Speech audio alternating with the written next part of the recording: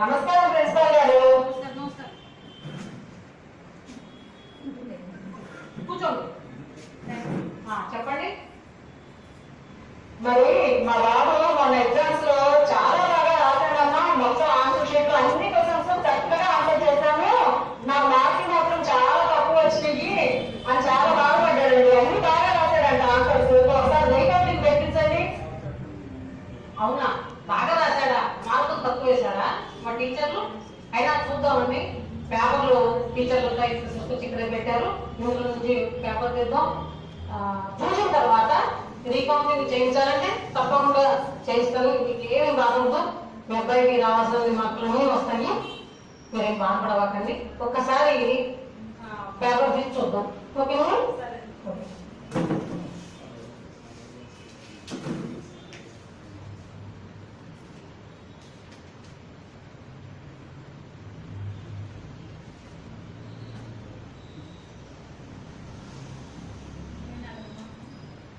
అబ్బో, చాలా బాగా రాశాడండి. అవునండి, అదే చెప్పాడు, బాగా రాశాడంట. అవునా? నిజంగా మా టీచర్ అయితే తప్పండి. 100కి 150 మార్కులు అయితే బాగుండేదండి. చెప్పండి అలా టీచర్ గారు. ఎంత బాగా చెప్పాడో. బాగా రాశానమ్మా అని చెప్పాడు కదా. అయితే మనకు స్టాఫ్ కూడా ఉన్నారండి. ఇప్పుడు స్టాఫ్ మీటింగ్ అని పిలిచాను వీళ్ళందరినీ. మీరు మంచి సమయానికి వచ్చారు. స్టాఫ్ మీటింగ్ పెట్టుకున్నాము. మాస్టర్ రిటైర్డ్ మాస్టర్ గారు మనకేదో సలహా చెప్దామని వచ్చారు. అవునా? సలహా చెప్దామని వచ్చారు. సార్ మీరు కూడా వినాలి. మీ స్టూడెంట్స్ కూడా కాస్త బాగా ఇలా ట్రైనప్ చేస్తే దేశం చాలా బాగుపడుతుందండి. కానీ నేను ఈ పేపర్ మీకు ఇస్తాను. క్వశ్చన్ పేపర్ నేను తీసుకుంటా. ప్రశ్న నేను చదువుతా, జవాబు మీరు చెప్పండి. మా అబ్బాయి ఎంత బాగా రాశాడో. కరెక్ట్ అండి, నిజమే. ఒక్క నిమిషం అండి. క్వశ్చన్ పేపర్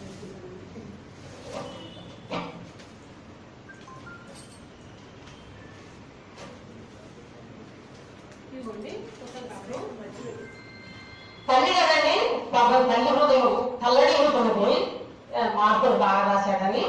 కాబట్టి మీ అందరూ కూడా వినండి, చక్కగా మార్కులు వేయండి. ఎందుకంటే ఆవేశంగా వచ్చింది. మైక్ కూడా అక్కర్లేదండి. ఇప్పుడు ఆ లెవెల్లో జవాబు చూద్దాం. ఇంట్లోనే ఇప్పుడు మీరు మైక్ లేకుండా ఎంత గట్టిగా నా మీద అది చెప్తుందో. ప్రిన్సిపాల్ అంటే అందరికీ లోకమేనండి. ఎంతమంది పిల్లలు ఉన్నారో అంతమంది తల్లిదండ్రులు లోకం మేము. వాళ్ళ అబ్బాయి రాసిన ప్రశ్నలకు జవాబులండి. కొంచెం సైలెంట్ గా టీచర్ గారు మీరందరూ వింటే మాటలు ఎలా వేయాలో తెలుస్తుంది. మొదటి ప్రశ్న అండి, తాజ్మహల్ ఎక్కడ ఉంది? కట్టిన చోటే. అదేంటి, తాజ్మహల్ కట్టిన దగ్గరే ఉంది. కథల్లో ఇంతవరకు అసలు. చలికాలంలో ఐస్ క్రీమ్ తింటే ఏమవుతుంది? కప్పు ఖాళీ అవుతుంది. కప్పు ఖాళీ అయిపోతుంది. కాబట్టి అయ్యేద్దా?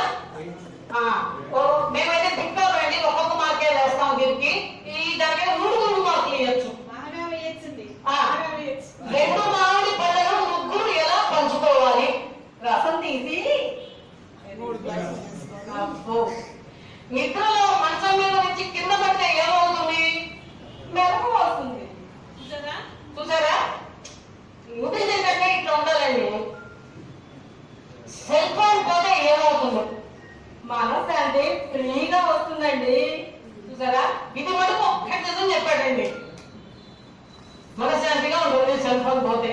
కాబట్టి మనం కూడా అక్కడ ఇక్కడ పారేసుకుంటూ మనం శాంతిగా బతుకుతాం. నిమ్మకాయలు సగానికి కోస్తే రసం ఎందుకు సగానికే కోసి రసం ఎందుకు పిండుతారు? ఒక్కటి ఇస్తే టైం వేస్ట్ అవుతుందని. Very good. టీవీ రిమోట్ అంటే మగవాళ్ళకు ఎందుకంటే ఇక్కడ మగవాళ్ళంతా వినాలండి క్వశ్చన్ ఆన్సర్ని. ఇంట్లో అది ఒక్కటే తను చెప్పిన మాట వింటుందని.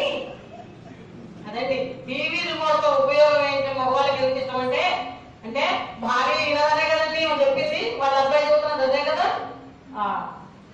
అమ్మాయిలకు పెళ్లి ఎందుకు చేస్తారు? టైం పాస్ ప్రేమకి ఫుల్ స్టాప్ పెడతారు. మరి వాళ్ళ అబ్బాయి ఏ పరిస్థితుల్లో ఉన్నాడో ఏమో ఆలోచించుకోవాలి. ఆమె భార్యను సినిమాకి ఎందుకు తీసుకెళ్తారు? 3 గంటల పాటు మాట్లాడకుండా ఉంటారని. ఇక్కడ కూడా మన మీదనే పంచి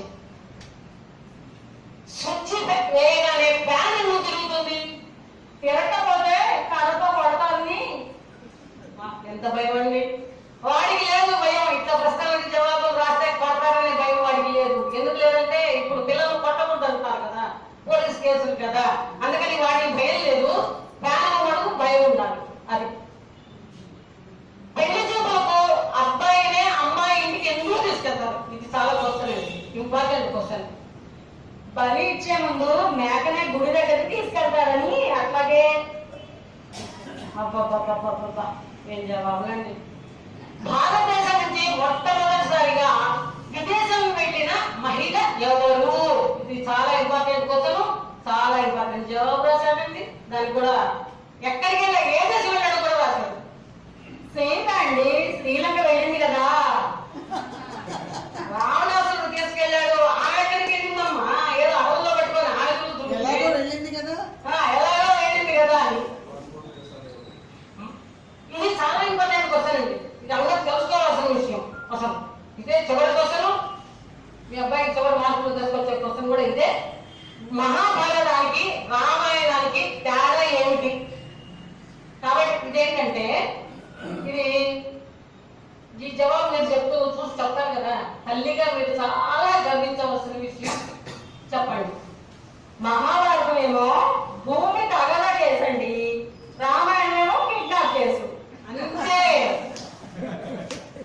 భూమి కోసమే కదండి కౌరవులు పాండవులు కొట్టుకుంది, కరెక్ట్. రామాయణం ఉంది, రామాయణంలో కిడ్నాప్ చేశాడు, ఇంతే. కానీ దీనికి ఎన్ని మార్కులు అయ్యాలో వీళ్ళ అబ్బాయికి టీచర్లుగా మీరంతా కూడా చెప్తే, నేనైతే 100 మార్కులకి 150, 200 వేయచ్చు అనుకుంటున్నా. మీరంతా 300 వేస్తారంటే అవి నేర్పించింది ఎవరు? వాళ్ళ అమ్మగారా? అంతే వచ్చండి. ఎందుకంటే అమ్మ సీట్లో చూస్తుంటుంది, కొడుకు ఆడుకుంటుంటాడు.